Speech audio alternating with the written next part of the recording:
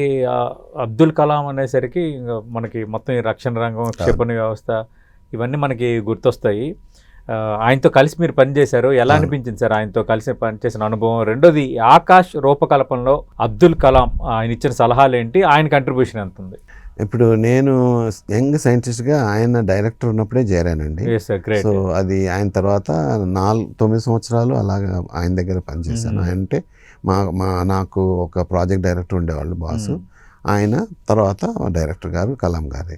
So రెగ్యులర్గా మేము day to day మా ఆఫీస్కి వచ్చి కానీ ఆయన రూమ్కి వెళ్ళేవాడు కాదు. ఆ డైలీ 8-9 అవుతుండేది. So lot of interaction everyday. మాకు ఆయన గైడెన్స్ ఇవ్వడం, ఎలా అప్పుడు ఏంటంటే పేపర్ డిజైన్స్ కదా, పేపర్ డిజైన్ అప్పుడు మీరేం చేయాలి, ఆయన అనుభవాన్ని వాడుతూ ఇవి ఇలా చేయండి అని చెప్పేవాడు. అలాగా మా ప్రాజెక్ట్ డైరెక్టర్ చెప్పేవాడు, మమ్మల్ని కూడా కూర్చోబెట్టి చెప్పేవాళ్ళు. సో ఇట్లా డే టు డే ఇంటరాక్షన్ బాగా జరుగుతుండే. తర్వాత ఆయన అన్ని డిజైన్ రివ్యూస్లో ఆయన వచ్చేవాడు. మాకు మేము పేపర్ డిజైన్ నుంచి మేము ప్రతిదీ వాళ్ళని డిజైన్ రివ్యూ డాక్యుమెంట్స్ తయారు చేసి ఎక్స్పర్ట్స్ ఫ్రమ్ నేషనల్ ల్యాబ్స్ నుంచి ఇక్కడ నుంచి అందరిని పిలిచి ఆ డిజైన్స్ రివ్యూ చేయించేవాళ్ళు. ఆయన దాంట్లో కూడా పార్టిసిపేట్ చేసేవాడు, చేసి ఆయన సజెషన్స్ ఇచ్చేవాడు. ఆయన ఆ డిజైన్కి ఏ డిజైన్కి ఎవరు ఎక్స్పర్ట్స్ అనేది వాళ్ళ పేర్లు ఇచ్చేవాడు ఆయన. సో అలాగా not only for Akash, other 4 projects also he use to do like that. So ఆయన ఉన్నప్పుడు ఫస్ట్ లాంచ్ అంతా ఆయన టెన్యూర్లోనే జరిగింది. ఆయన ఉన్నప్పుడే మేము లాంచ్ చేసాం first launch. Ramjet propulsion technology develop చేసాము, తర్వాత లాంచర్స్ డెవలప్ చేసాం. తర్వాత మేము మల్టీ ఫంక్షన్ ఫేజ్ డెవలప్ ఆయన వేరే ఎస్ఏగా అయిపోయిన తర్వాత వేరే పొజిషన్స్కి వెళ్ళాక మేము ఆ రాడార్స్ అవన్నీ ఇంకా కొత్తవి తయారు చేసాం. అంతవరకు ఆయన గారి పాత్ర. మళ్ళీ చివరిగా ఎప్పుడు కలిసారు సార్ కలాం గారిని? నేను అప్పుడే 1996లోనే కలిసాను. తర్వాత నేను కలవలేదు. తర్వాత ఆయన బాస్ కలిసేవాళ్ళు. ఆయన ఢిల్లీలోనే ఉండేవారు. సో వాళ్ళిద్దరికి తెలుసు బాగా.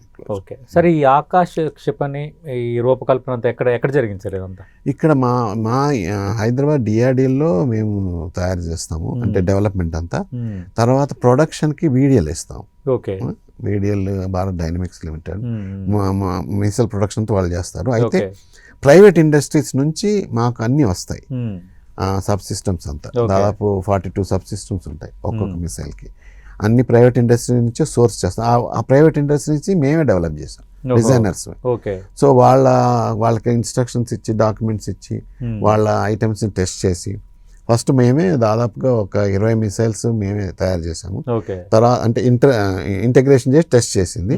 మిగతా సబ్ సిస్టమ్స్ కూడా మేమే ఇచ్చి బీడిఎల్ ద్వారా ఒక 25 మిసైల్స్ 30 మిసైల్స్ వాళ్ళతోటి మేము తయారు చేయించాం. డెవలప్మెంట్ అప్పుడే. తర్వాత ప్రొడక్షన్ ఆర్డర్ వచ్చినప్పుడు వాళ్ళకి ఈజీ అయిపోయింది. ఇది ఈ ప్యారలల్గా హ్యాండ్ హోల్డింగ్, తర్వాత టెక్నాలజీ ట్రాన్స్ఫర్ జరగడం మా ద్వారా చేయించడం జరిగింది. అట్లాగా సార్ ఇప్పటికిప్పుడు మన రక్షణ శాఖ దగ్గర ఎన్నో ఉంటాయి సార్. అది అంటే నేను చెప్పకూడదు, అది కాన్ఫిడెన్షియల్. అంటే వాళ్ళకి ఉన్నాయి ఆకాశ్ మిసైల్స్ సరిపడా ఉంటాయి వాళ్ళకి. దానికంటే మన అవసరాలకు తగ్గట్టుగానే అవసరాలు తగ్గట్టు ఉంటాయి. మళ్ళీ కంటిన్యూస్ ప్రొడక్షన్ కూడా నడుస్తుంది.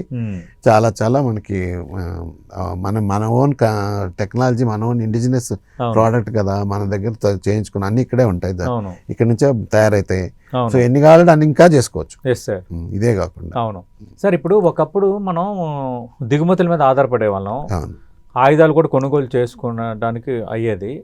ఇప్పుడు కూడా కొన్ని జియో పాలిటిక్స్ నేపథ్యంలో కొందరి దగ్గర కొనాల్సి వస్తుంది. కానీ మనం స్వతహాగా స్వదేశీ పరిజ్ఞానంతో తయారు చేసుకోవటం స్థాయికి ఎదిగాము, మనకు ఆర్డర్స్ వస్తున్నాయి ఇప్పుడు.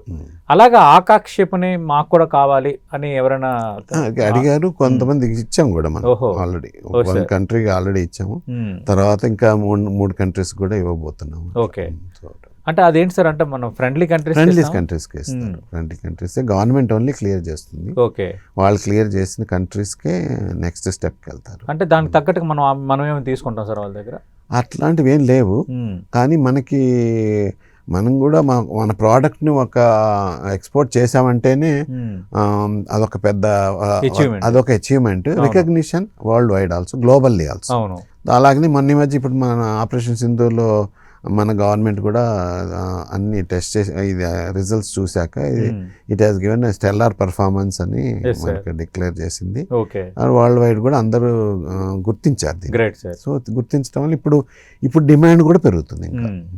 సరే, ఇంక వరల్డ్లో ఇంకా అంటే ఈ టైప్ క్షిపణి రేడియస్ ఎక్కువ అంటే రేంజ్ ఎక్కువ ఏమైనా ఉన్నాయి సార్?